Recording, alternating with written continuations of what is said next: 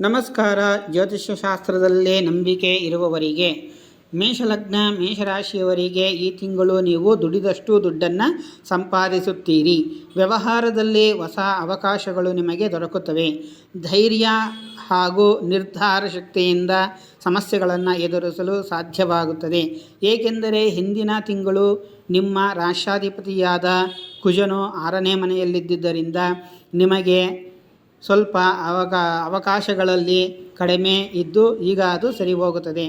ಉದ್ಯೋಗ ವ್ಯಾಪಾರ ಉನ್ನತಿಗೆ ಬರುತ್ತದೆ. ಅಂದರೆ ಉದ್ಯೋಗ ಮಾಡುವವರಿಗೆ ಉದ್ಯೋಗದಲ್ಲಿ ಏಳಿಗೆ ಆಗುವುದು, ವ್ಯಾಪಾರ ಮಾಡುವವರಿಗೆ ಹೊಸ ಅವಕಾಶಗಳು ಸಿಗುವುದು,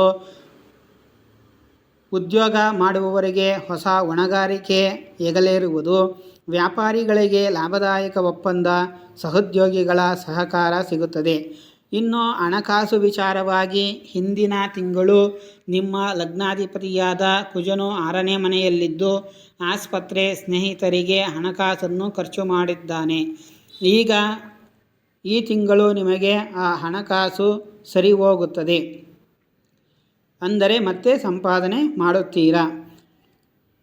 ಹಳೆಯ ಸಾಲಗಳು ಬಾಕಿ ಇದ್ದರೆ ಅವು ನಿವಾರಣೆಯಾಗುತ್ತದೆ. ಹೊಸ ಹೂಡಿಕೆ ಮಾಡುವವರು ಜಾಗ್ರತೆಯಿಂದ ಮಾಡಬೇಕು.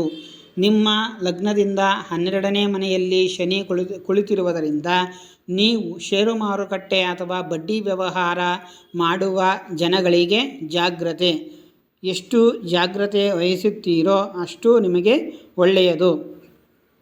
ಕುಟುಂಬದಲ್ಲಿ ಸಂತೋಷದ ವಾತಾವರಣ. ಹಿಂದಿನ ತಿಂಗಳು ಕುಟುಂಬದಲ್ಲಿ ಜಗಳಗಳು ಹುಟ್ಟಿಕೊಂಡಿದ್ದವು. ಈ ತಿಂಗಳು ಆ ಜಗಳಗಳಿಂದ ಮುಕ್ತಿ ದೊರಕುತ್ತದೆ. ಗಂಡ ಹೆಂಡತಿಯರ ನಡುವೆ ಸಹಕಾರ ಹೆಚ್ಚಾಗುತ್ತದೆ. ಇನ್ನು ಪ್ರೀತಿ ಪ್ರೇಮ ಅಂತ ಇರುವವರಿಗೆಲ್ಲ ಈ ತಿಂಗಳು ಮದುವೆಯಾಗುವ ಸಂಭವ ಹೆಚ್ಚಾಗಿದೆ. ಆರೋಗ್ಯ, ಆಲಸ್ಯ, ಒತ್ತಡ ಕಡಿಮೆ ಮಾಡಿಕೊಳ್ಳಿ. ನಿಮ್ಮ ಲಗ್ನಾಧಿಪತಿಯಾದ ಕುಜನು ಲಗ್ನವನ್ನು ನೋಡುತ್ತಿರುವುದರಿಂದ ತಲೆನೋವು, ಗ್ಯಾಸ್ಟ್ರಿಕ್ ಸಮಸ್ಯೆಗಳಿಂದ ನೀವು ಬಳಲಬೇಕಾಗುತ್ತದೆ. ನಿಯಮಿತವಾದ ಆಹಾರ ಮತ್ತು ವ್ಯಾಯಾಮ ಮಾಡುವುದರಿಂದ ನಿಮಗೆ ಅದರಿಂದ ನಿವಾರಣೆ ಹೊಂದಬಹುದು. ಇನ್ನು ಈ ತಿಂಗಳು ಹನುಮಾನ್ ದೇವರಿಗೆ ಪೂಜೆ ಮಾಡಿಸಿ ಕೆಂಪು ಬಟ್ಟೆ ದಾನವನ್ನು ಮಾಡಿದರೆ ಇನ್ನೂ ಒಳ್ಳೆಯದಾಗುತ್ತದೆ. ಈ ತಿಂಗಳು ವಿಶೇಷವಾಗಿ ಉನ್ನತಿ, ಆತ್ಮವಿಶ್ವಾಸ, ಆರ್ಥಿಕ ಲಾಭಗಳನ್ನು ಮೇಷರಾಶಿ ಮೇಷಲಗ್ನದವರು ಪಡೆಯುತ್ತಾರೆ.